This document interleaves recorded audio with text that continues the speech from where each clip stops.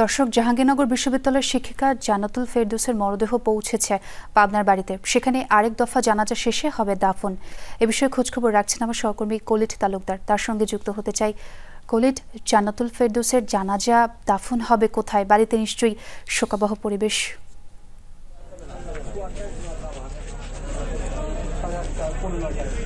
আমি যদি দেখাই, আসলে সেই জান্নাতুল ফেরদৌস মৌমিতা, তার মরদেহ এই মাত্র এসে পৌঁছালো। সেই লাশবাহী যে গাড়িটি, সেটি এই মাত্র তার বাড়িতে এসে পৌঁছেছে এবং এখানে স্বজনরা তার শেষ বিদায় বা শেষ দেখার পরে এই বাড়ির পাশেই কাচারিপাড়া জামে মসজিদ রয়েছে, সেই মসজিদে তার জানাজা নামাজ অনুষ্ঠিত হবে রাত্রি 8:30 নাগাদ।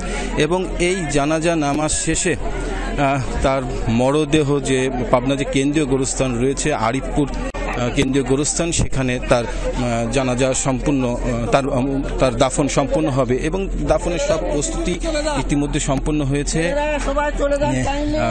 এবং এখানে তার স্বজনরা তাকে এখন শেষ দেখা যেটা দেখছে তার বাড়ির সামনে জান্নাতুল ফেরদৌস মৌমিতা, যিনি জাহাঙ্গীরনগর বিশ্ববিদ্যালয়ে পড়াশোনা করে সেখানে শিক্ষকতা শুরু করেন এবং তার বাবা সাংবাদিকতা পেশায় রয়েছেন। তিনি দৈনিক ইত্তেফাকে তিনি পাবনায় কর্মরত রয়েছে। এখন সেই চলছে যে আসলে সেই 8:30 জানাজার শেষে তার দাফন সম্পূর্ণ হবে।